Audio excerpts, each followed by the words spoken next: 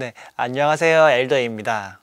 오늘은 나름 조심스럽게 국내 한국어 교육 현장에서 일어나고 있는 이슈에 대해서 알아보는 시간을 가져볼까 하는데요. 다만 이 영상을 보기 전에 꼭 알아야 할 내용이 있어요. 첫째, 이 영상에서 다루는 문제는 모든 한국어 교육 현장에서 나타나는 문제가 아니라는 것. 둘째, 영상에서 다루는 문제점은 칼럼과 기사를 토대로 알려드린다는 것. 위의 내용을 꼭 염두에 두시고 영상을 보셨으면 좋겠습니다. 그러면 시작할게요.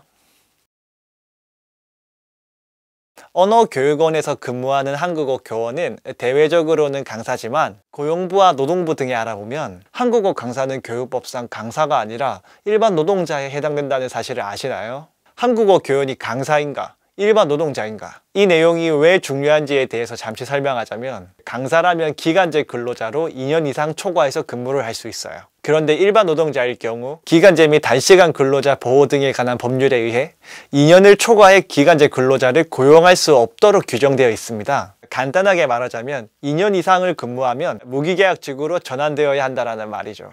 그런데 모든 언어교육원은 아니지만 한국어 교원을 고용할 때 시간 강사처럼 매 학기마다 계약서를 쓰게 하고 무기계약직으로 전환해주지 않는 곳이 많이 있어요. 이와 관련된 대표적인 예로 최근에 서울대 언어교육원에서 근무하고 계신 한국어 교원분들이 서울대 본부 앞에서 집회를 열었다라는 뉴스와 기사를 보면 알 수 있는데요. 간략하게 말하자면 서울대 한국어 강사 80명 중 39명은 2년 이상, 심지어 10년 넘게 일했는데도 무기계약직으로 전환되지 않았기 때문에 무기계약직 전환을 촉구하기 위해서 집회를 열었던 거죠.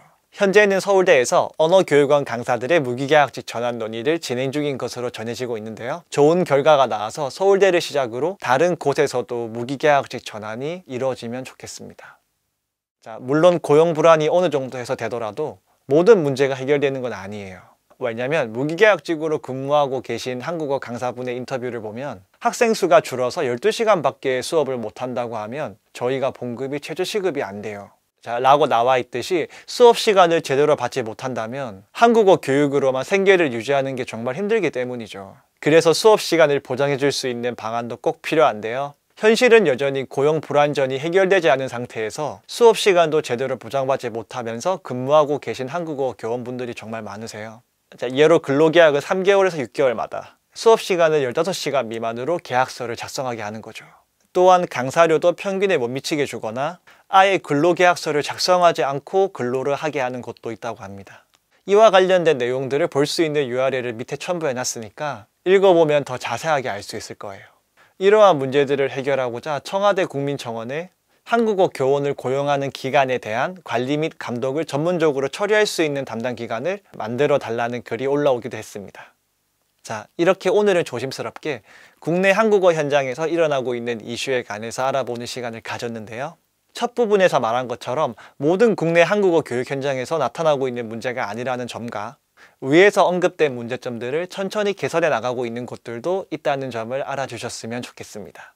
끝으로 제 의견을 덧붙이자면 모든 한국어 교원분들이 정당한 대우를 받으면서 일할 수 있는 그날이 빨리 왔으면 좋겠습니다. 그럼 다음 영상에서 봐요. 안녕.